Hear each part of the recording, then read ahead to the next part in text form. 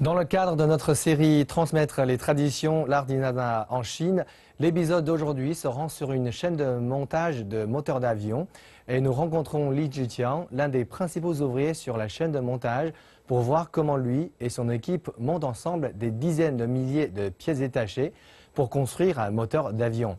Et vous verrez, il n'y a pas de place pour l'erreur. Li Zhiqiang et son équipe sont des ouvriers ordinaires d'une chaîne de montage de la Shenyang Liming Aircraft Engine Group Corporation dans la province du Liaoning, dans le nord-est de la Chine. Leur travail est d'assembler des moteurs d'avion qui permettent de propulser des avions de chasse dans le ciel.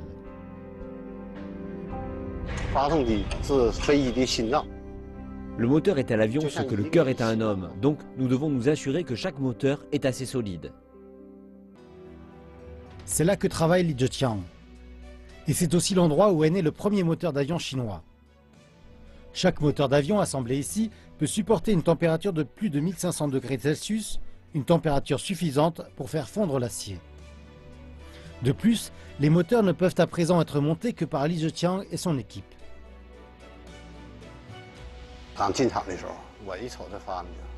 À vrai dire, la première fois que je suis rentré à l'atelier, j'étais terrifié. Un moteur d'avion est si compliqué que je doutais de ma capacité à mettre en place toutes ces parties. Mais regardez, 30 ans ont passé et j'en ai assemblé des centaines.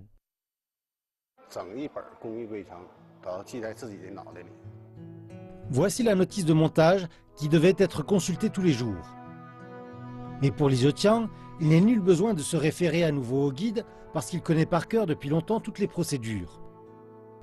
Monter un moteur d'avion est un travail de précision et ressemble à l'assemblage du cœur d'une horloge mécanique. Qui plus est, le travail de montage ne peut être effectué que manuellement. Pendant la procédure d'assemblage, le serrage des vis est le plus facile. Mais pour les serrer parfaitement, c'est-à-dire ni trop lâche ni trop serré, ce n'est pas facile. Il n'y a pas de place pour l'erreur. De nos jours, la plupart des avions de chasse chinois sont équipés de moteurs assemblés par Li Zhiqiang et son équipe. Ces avions de chasse ont non seulement volé à travers des tempêtes déchaînées, mais aussi pendant les parades militaires de la place Tiananmen. Avant son décès, le père de M. Li a aussi longtemps travaillé dans l'industrie aéronautique chinoise. Profondément influencé par la passion de son père pour l'aviation, le fils de Li Zhiqiang a lui aussi choisi la même voie.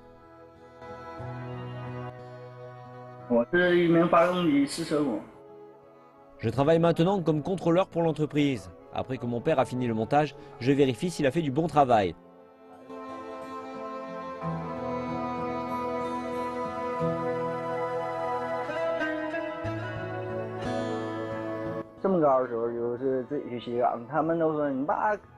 Lorsque j'étais petit, je devais presque tout faire par moi-même, parce que mon père était très occupé, et nos voisins reprochaient toujours à mon père de ne pas prendre soin de moi.